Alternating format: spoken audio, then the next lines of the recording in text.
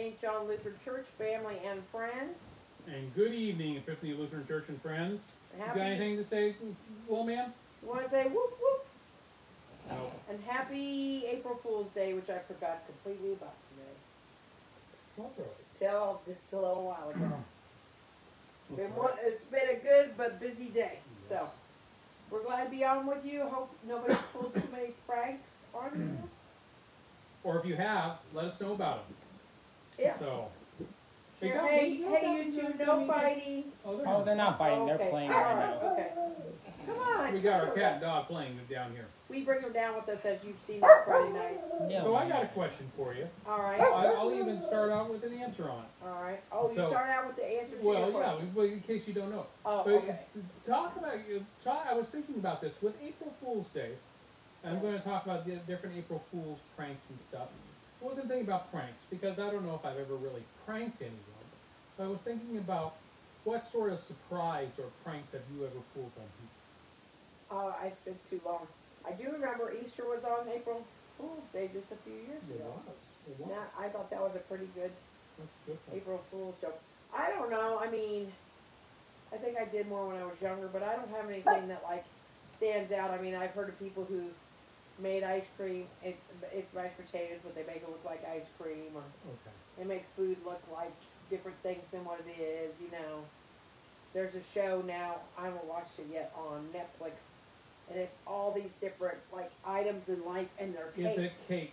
Is it Yeah, cake? I I really just heard about it. Is it cake? I really want to watch it. It's a show that's out there on Netflix in which they have 5 things that are presented to the judges, and one of them is a cake, And they have to guess. and they have to guess which one is the cake. See if they can fool Yeah, yeah. Yeah.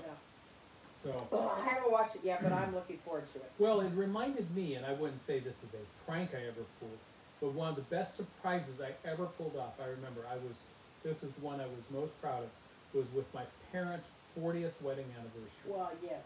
They Okay. did. My parents had a 40th wedding It anniversary. wasn't on April Fool's. I was in college. I was in college at Carleton College in Northfield, Minnesota, and my parents being out in California, and my family was throwing a surprise anniversary party for them. And of course, I was in college working that summer, and of course, I told them that there was no way, I didn't make enough money, and there was no way that I could make it out for it. That's what I told everybody, except for those friends of mine at Carleton, who knew that what I was planning on was I ended up getting a ticket. I did not call anybody until I actually landed at the airport in Los Angeles. Or I was trying to think where I flew in. I can't remember where I flew You in. waited in LA for I think I got myself up. I got myself up to Santa Barbara or Santa Maria, and then I called my best friend's mother, and let her know that I was coming in, and I didn't let anyone know. So after my parents arrived for the anniversary party, I walked in behind them and surprised everybody else. So Were you surprised your parents too? I did. So everybody's like, what are you doing here? Yeah. Mhm. So that was fun. So, but anyway. That was a good one. There was. That was a good one.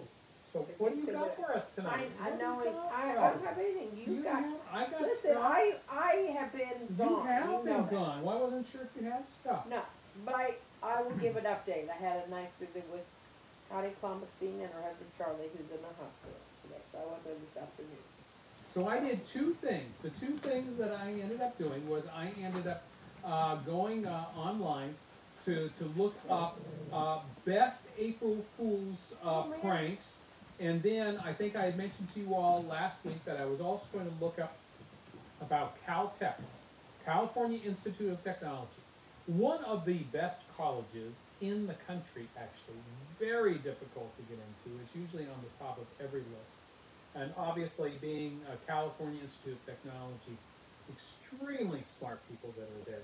But they are also known for their pranks. Yes, I didn't know this, but you were telling me this tonight. Well, in fact, what's even more interesting is if you want to know about their pranks, you could actually go to their website, go to their admissions site, and it will tell you about some of the pranks. Okay. one of the best, one of the ones that they're most known for was what happened in the 1961 Rose Bowl is the one that everyone talks about.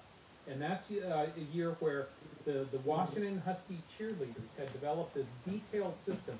Now you remember if you watched, especially if you watched back in the 80s, and even before that, where in the crowd they would hold up different cards, the crowd would hold up different cards and it would form different images, you know, or words to cheer. So the Huskies had a whole thing, so it was on a system for their cheers. So when they called out a number, the people in the stands held out certain cards which then displayed a message or a pattern. So the Caltech undergraduates replaced the instruction cards from the cheerleaders' hotel room with improved copies. So that in the end, when at the very end, the last thing it was supposed to spell Huskies, instead when they held up the cards, it said Caltech instead. So there are pictures of it. So that's an example of one of them. Let's see. They also replaced the Hollywood sign. When Caltech turned 100 years old in 1987, they changed the world famous Hollywood sign up on the hills, so that instead it formed Caltech instead of Hollywood. So they end up having things that they've done with MIT. They've actually gone into MIT. They ended up going there. Let's see, in 2005 for their pre-frosh weekends, a group of Caltechers hopped on planes, proceeded to make their mark on their rival campus in Cambridge, Massachusetts. The prank included a laser show displayed on MIT's tallest building, a Caltech blimp lifted high into the rafters of the MIT Great Dome, a sign draped over the Massachusetts Institute of Technology sign that made it read, "That Other Institute of Technology," and they had 1,000 free T-shirts passed on to unsuspecting pre-frosh, and it said on the front of it, it said MIT, and on the back of it, it said, "Because not everyone can go to Caltech." So, but and Caltech is in Pasadena. Okay. I think it's down in Pasadena, or down that direction anyway. So, one more for you. You got to be careful what you say on here. In 1975, McDonald's held a contest that allowed people to enter as often as you wish. So a group for one of the houses at Caltech took that offer literally, and more than 1 million entries were printed and deposited to 98 different McDonald's restaurants across Southern California. The students took much flack in the press for the prank, but in the end, they won 20% of the prizes offered, including a station wagon, $3,000, and some $305 gift certificates. They sent the cards to the United Way, and the money paid for the prank. So, but there you go. Be careful. Be careful what you wish for. I'm looking for things. I mean, there's things like crazy stuff like beer brand, Busch Light, buying April Fools with upcoming Earth Day for a real product called the Pee in the Bush Kit. The idea is to convince beer drinkers to pee into empty cans so that they can be disposed of rather than going on trees. When lots of campers pee on trees, it can have a negative impact on the environment. Available in black or blue for $20, the kit includes the pee funnel, a carrying case, and can lids to keep you from accidentally drinking the used containers. Proceeds go to One Tree Planted, an organization focused on reforestation. Okay, so if you go camping and you pee in the woods, you need that kit. Pee in the Bush Kit. That's kind of cute. Dordle. A 5-letter guess the word game times 2 is a popular second step after completing the daily Wordle. Many of you know about Wordle. I was doing it, and I've just been too busy the last 2-3 weeks. So what is I don't think Dordle? I've done it. Dordle is a 5-letter guess the word game times 2. Times 2. Okay. And a popular second stop after completing the daily Wordle. Dordle went rogue for April Fools. Sorry about the spoilers, but one word was Frank, and the other half-hats. Yes, Hapax, Hapax. Look it up to find out why it was such an appropriate choice. So Hapax. Well, that's interesting that they're talking about Dordle. For you Wordle fans, there is not just Wordle and Dordle, as you just found, but there's also Quordle, where you solve 5 words at once. There's Octordle, where you solve 8 words at once. And there is Septiquordle, which you solve 16 So words what are you at doing once. these days anyway? What's that? Which one are you doing these days? I do each of those. So, 5, 6, 7, 8, 9? what's that? You do all of those? Yes. Yeah, doesn't take that long. And there's only one per day. So Don't ever talk to me about playing games again. that's why I usually don't play games. It's what kept me from playing Wordle all that time. What? So I didn't play Wordle Haven't because I been knew playing this would it. happen. What, did I say that? No, that I would start getting addicted to this stuff. Wow. Alright, so here's one. This is exactly what it sounds like. Meat Company Omaha Steaks, very famous company. Imagine a set of roll-on perspirants, that's not a typo, that will give you the meat sweats and a sense of original beef, lighter fluid, and mesquite. It's not about stopping the sweat, it's about embracing it with your armpits. How lovely, and they have it on Twitter. 24-hour Our son non-protection. doesn't need it. He just does that naturally. Samuel smells like a Maid-Rite to me, and if you don't know what a Maid-Rite is, a Maid-Rite is a Midwestern loose meat sandwich made very well known on the first Roseanne show when she and her sister bought opened a restaurant and sold Maid-Rites, the loose meat sandwich that is very popular from where I come from. And it is trademarked. Sorry, but that smells good to me. You smell good to me. You don't smell good I don't Dad. think that's like, the best smell in the world for Well- someone to have. I don't know who really wants to smell like a mushed up burger. I mean, it's a good burger. Well, but it's a Maid-Rite, and that's different than a burger. You don't smell like a burger to me. When you're sweaty, you smell like a Maid-Rite. And people watching this who know about Maid-Rites will know the smell I'm talking about. Yes. And so, yes, Daniel, that's what he smelled like to me. So, because I can't really find jokes, So, Well, go ahead. here's one. King Arthur, which I love King Arthur flour. I use it for my rolls that I make. It's a very wonderful flour used for baking. They've made a baking multi-grain mittens. It looks like a sourdough loaf. It says, don't miss out on the premier product of our spring line, limited edition multi-grain mittens. Don't get caught in those old gluten gloves. Multi-grain mittens are the new fashion frontier. Available in both radiant rye and whimsical wheat, these most fashionable mittens can be gently toasted for extra warmth or frozen for long-term storage. Caution: while wearing your limited edition multi-grain mittens, avoid areas with high bird populations for your own protection. Field tests showed the wild turkeys of Sandwich, Massachusetts to be especially peckish. To extend the life of your mittens, keep them from being exposed to rain, snow, soup, or any other kind. That's kind of cute. So it says they can be gently toasted for extra warmth. So and here's Dion's Pizza raw carrot topping. You asked, we answered. New Mexico represent. Regional pizza chain Dion's sliced up some carrots and put them on a slice of pizza to create an unholy salad pie hybrid for April Fools. It's a simple but effective joke. It also sneakily references a viral map image that circulated early in the year claiming New Mexico's favorite pizza topping is carrots. It's actually green chile, silly map people. If you know anything about New Mexico, that makes sense. Yeah. Not silly old carrots. So, Okay. go ahead. All right.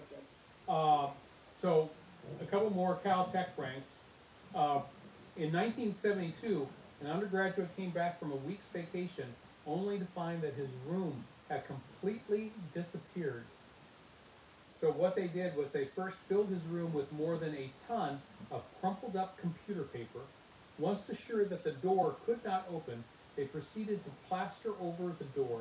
Then came a new coat of paint for the hallway, some added baseboards, the replacement of the lighting fixtures, and presto, there was one less room. And he came back, and the room had disappeared. It also talks about that there was one professor named Tom Apostle that he taught from different texts, but when in 1981, when he was teaching freshmen in a lecture hall, it was equipped with newly installed motorized blackboards. So the undergraduates took upon themselves to build a way to control the blackboards. So during one June lecture, the group took the liberty of moving the boards for their teacher. And the finale of the prank was a choreographed blackboard dance movement set to Wagner's Ride of the Valkyries. I know that music. So, Probably most people do. They just don't realize they know it. So. and it sounds like, well, I don't know if you were there in the late 90s, if you went to Lloyd House and you wanted a soft drink, you could have one of the best vending machines that was there was the Coke machine that was in there. Because with that Coke machine, you could use it to play the game Simon. It would applaud when you made a purchase. It told you the time. And with the rise of the internet, the machine allowed for remote access and even supported a webcam. These are things you will find. And the last one that's on here. In 1998, graduate and undergraduate students combined forces to change the seating arrangements outside the Red Door Cafe, because the toilets in one of the graduate student apartments had just been replaced with new low-flow units, and the older ones were awaiting disposal in a lot.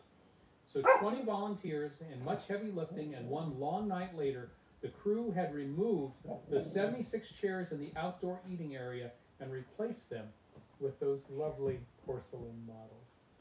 So, there you go.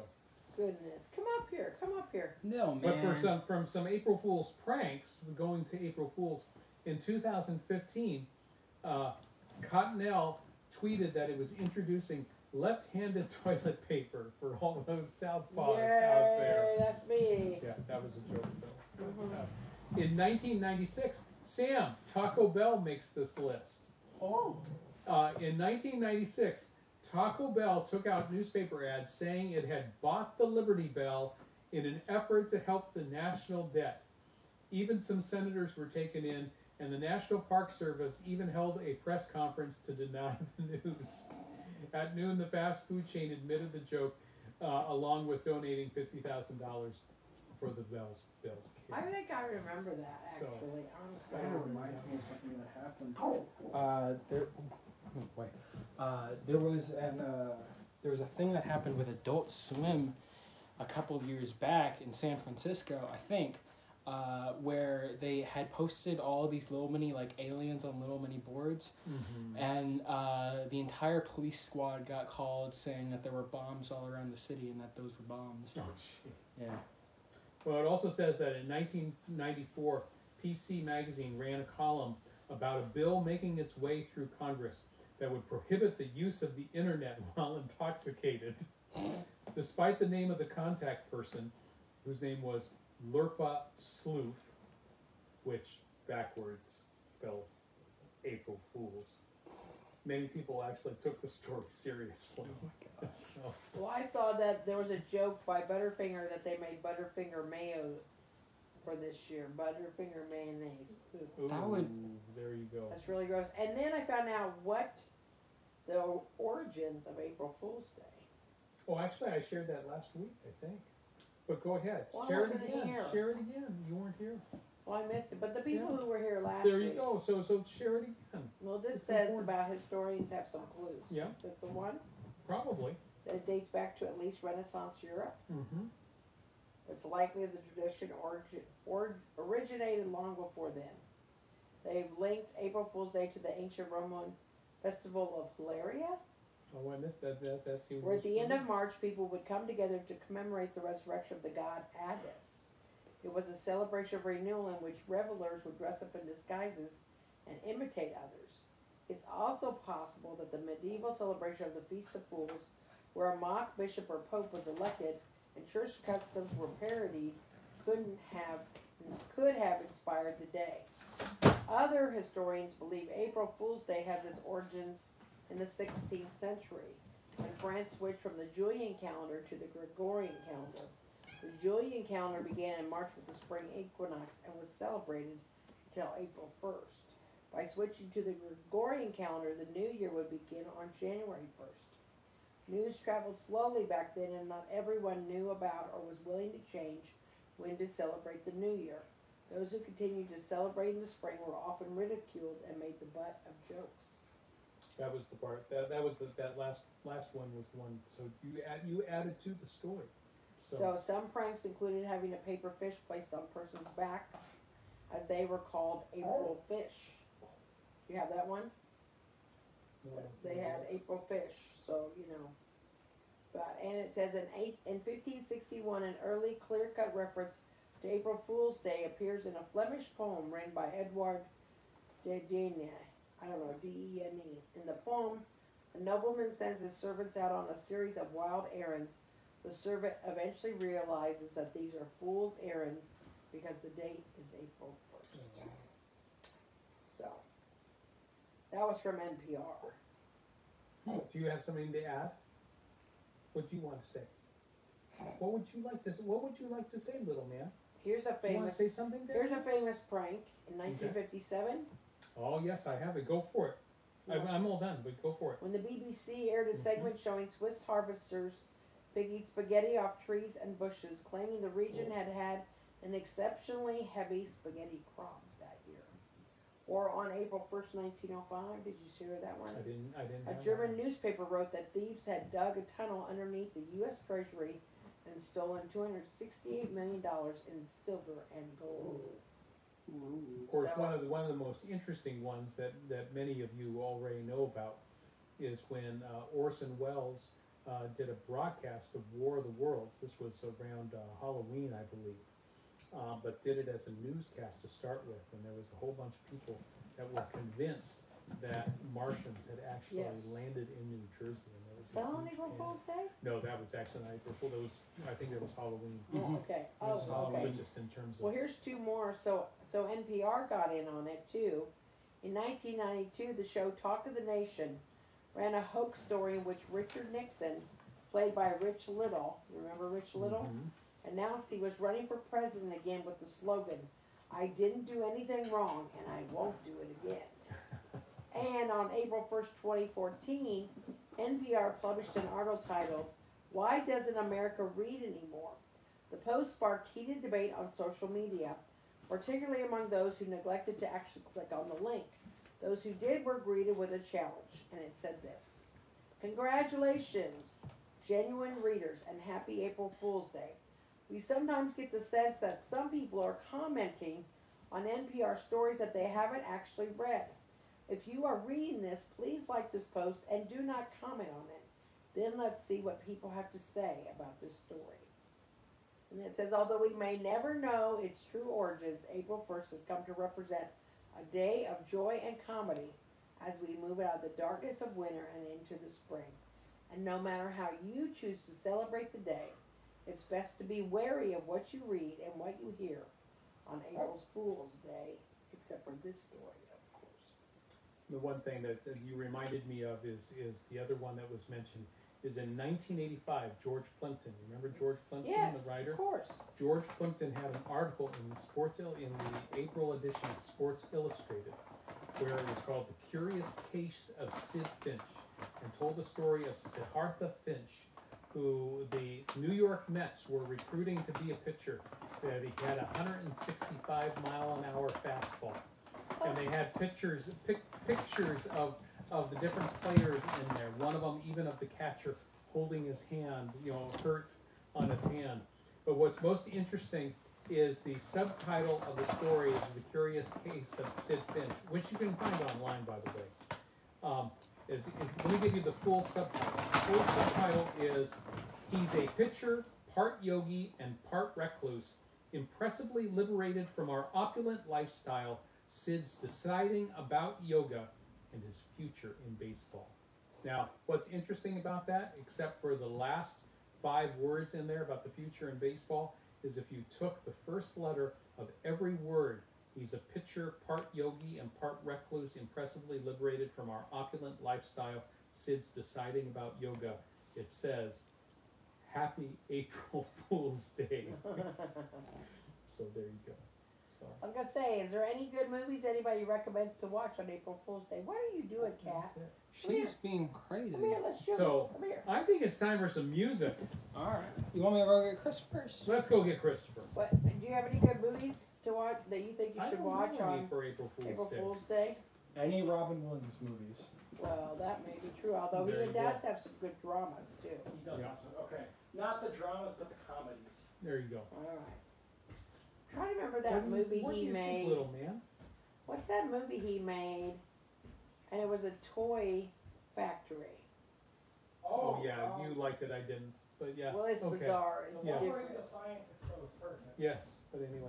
What is that Are you called? going to say some more to us? What do you have to say about all this, little man? If you're a Robin Williams fan and you know the movie I'm talking about, Do you I have something to cannot say think about of us? the name of it. Do you have something to say about this? Well, he's pretty happy right now. All right, Christopher. As Christopher joins us, Christopher has a song from Boz. Boz is made by the makers of Barney, and He's so a green, but he's like a green, looking bear. like a bear, right? yeah.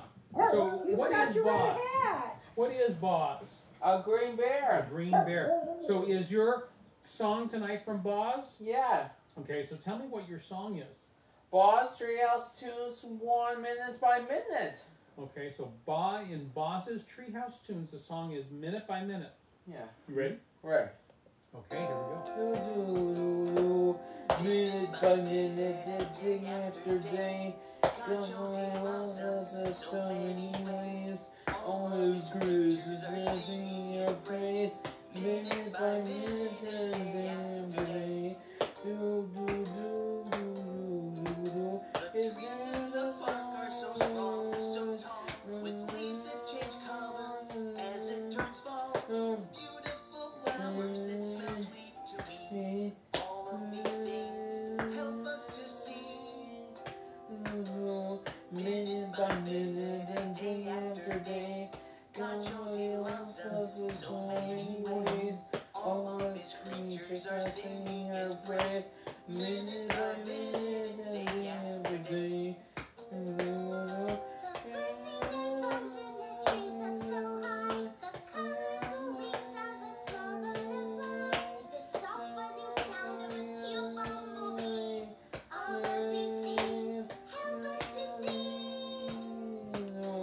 Minute by minute and day after day. Cause He loves us in so many ways. All of His creatures are singing your praise. Minute by minute and day after day. Minute by minute and day after day. Do, do, do, do, do, do. Thank you, Christopher. Woo, take a bow, take a bow. Thank you so much, Christopher. Good job, Bubba. That Great was a job. nice song. Yes. I like that. Very So nice. Sam, do you got a song for us? I do, thankfully. Come on, little man. Sam did his best to try to give us something associated with fools. Yeah, I tried finding a good April Fool's Day song, and there's a lot of silly songs out there, but I couldn't really think of any good ones, so I tried just looking up one, and this was the best one I could find. It's a Johnny Cash song, and it's the Fools Hall of Fame. It wasn't that popular, but it's a pretty good one of his. So.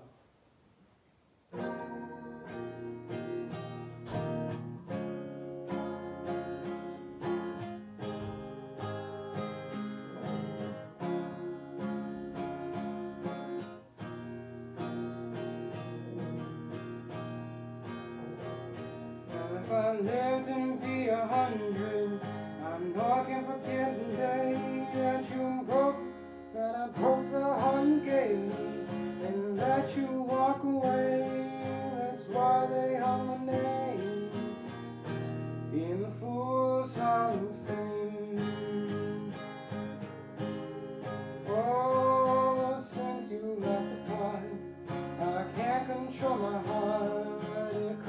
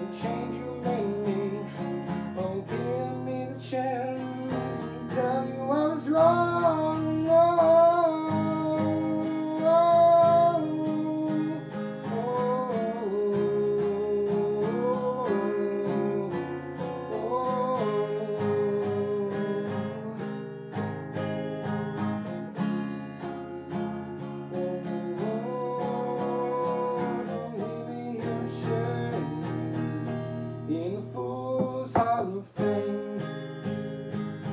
Oh, don't leave me here in shame in the Fools Hall of Fame.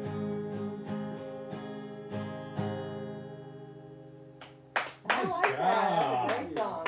Very You did a good. great What did you think, job, little too. man? What did you think, little man? Did you like that song? Did you like the song though? Oh, I've never heard of it. Oh, There we I go. grew up with Johnny Cash. There we go. I liked it. All right, yeah, It was great. It was great. So, announcements? Well, I said I was going to share about Charlie, Connie's husband. So he's at the hospital in Griffin, and the nice thing is they allow 2 visitors a day. So Connie was with them all day, and I went and saw him this afternoon. And Charlie's doing better than he was yesterday when he came in, and he slept part of the time I was there. But we also had a good little bit of a conversation. He had his dinner, and I looked up a Jewish prayer that Connie and Charlie both knew, and I could not do the Hebrew of it, but I did the English part of it. It was very beautiful. It's called they pronounced it for me, the Mi Shebarak. I did not say that right. Shebarak. And it's a prayer for healing. So, anyway, so Charlie's better than he was yesterday, and the prayer, the hope is that he will be better each day more than he was the day before. So, anyway, they are thankful for the prayers, and if you will continue to have them keep coming, they would be especially grateful for that. So, we have worship on Sunday, 10 a.m. in person, but if you cannot make it, or you're not in this area, we will be on 10 a.m. Eastern Standard Time on live on Facebook, so please join us. We have centering prayer that is starting now on Tuesdays at 10:30 to noon, and we have theology on tap at 12:30 to about 2.